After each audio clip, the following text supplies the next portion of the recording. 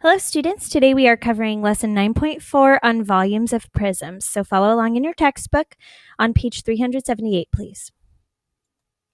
Right now I'd like you to pause the video and copy down the key ideas found on page 378. The volume of a prism is the volume, capital V, of a prism is the product of the area of the base and the height of the prism. Product meaning you multiply. So the area of the base is in red, and the height is the perpendicular distance from the base. Here you see the area of the base is a triangle, and the height is shown here in blue. So in algebra, capital V equals capital B times H. Area of the base is shown with the capital letter B, and the height is shown with the lowercase h. So copy this down, and I'd also like you to try to draw the figures as well. Example 1 is finding the volume of a prism. Find the volume of the prism, and we are going to use the formula volume equals area of the base times the height. So the base is the bottom figure you see here, and the height would be the vertical distance. So in this case, V equals 6 times 8 for the area of the base times 15. And I'm using parentheses to show multiplication. Now, the base would have a total of 48. So you just multiply 48 times 15. And the volume, when you multiply, is 720. And it's in yards. And since there are 3 dimensions, it's going to be yards cubed, raised to the 3rd power. So we call it cubic yards. Example 2 is also finding the volume of the prism, but this time we have a base that is in the shape of a triangle. So the triangle is, to find the area of the triangle, it's 1/2 times the base, which is 5.5, times the height, which is 2. And this is referring just to the height of the triangle, not the height of the prism. So now we multiply it times h, and in this case, it's going to be the 4 inches that you see here. So we multiply this times 4. So volume equals, now 1/2 times 5.5 times 2. Notice 1/2 times 2 is 1. So I know this is 5.5 times 4.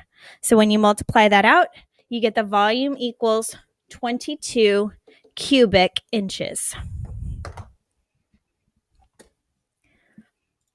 Right now, I'd like you to try on your own numbers 1 and 2. Remember to show all your work. Example 3 is a real-life application, and it says a movie theater designs 2 bags to hold 96 cubic inches of popcorn. A, find the height of each bag, and B, which bag should the theater choose to reduce the amount of paper needed, and explain. So for part A, we need to find the height of each bag. So I'm going to start with bag A.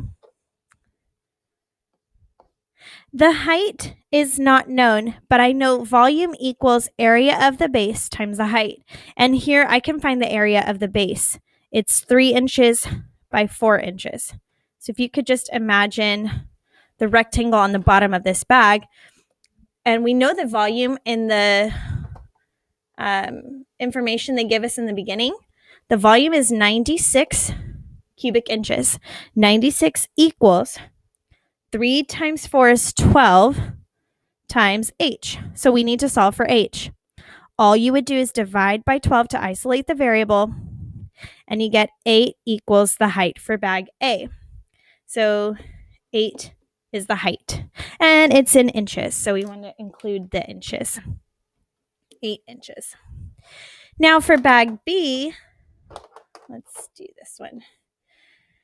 Bag B also has a volume of 96, but we still need to find the height. Now this time, the area of the base is 4 by 4, so the base is a little wider this time. 4 times 4 is 16 times the height, which is h. Divide both sides by 16 to isolate the variable h.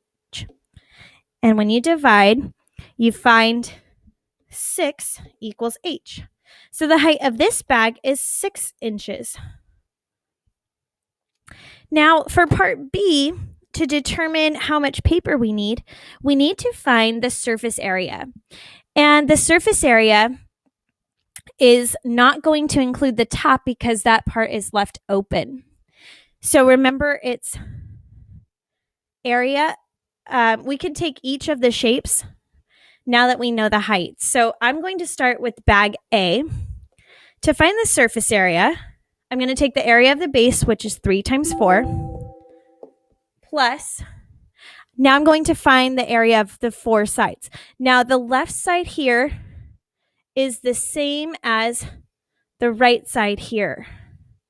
Okay, so try to imagine the left and right side. It's 3 inches by the height, which is 8 inches. So it's 3 times 8, and there's 2 of the exact same sides. So I'm going to multiply it by 2. I'm going to add it to the front and the back. The front is 4 inches by 8 inches. So 4 times 8, again, times 2. The only one that didn't multiply by 2 is the base because I'm not filling in the top. So now you just simplify. 3 times 8 times 2 is 48. And 32 times 2 is 64. So now you would just add those all together and you get a total surface area of 124 inches squared. Remember, area is in square inches. Do the same thing for bag B. Okay, find the area of the base. Area of the base is 4 times 4, which is 16. I'll just show you. Plus the left side here and the right side here. So the left side is 4, the height is 6. So it's 4 times 6 times 2. Plus the front, which is 4, and the height, which is 6. So again, it's 2 times 4 times 6. Sorry, my smartboard is not cooperating with me. It's 4 times 6 times 2 as well. Okay. So when you simplify 16 plus 48 plus 48 again. So the total surface area of bag number 2 is 112 square inches. So bag B is better because it wastes less paper to make the bag since it has a smaller surface area.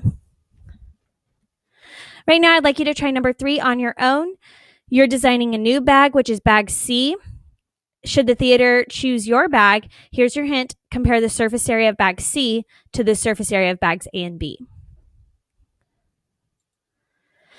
Now, I'd like you to close out with your wrap journal on page 200, numbers 1 through 7. Show your work in your wrap journal and be prepared to ask for any help if you need it. I want to point out on numbers 5 and 6, they give you the area of the base. Since it's an unusual shape, we have not taught you how to find the area of this pentagon, or it looks like an octagon here. So use the area of the base and just multiply it by the height. Very simple. I hope you have a great evening, and I'll see you in class tomorrow. Bye-bye.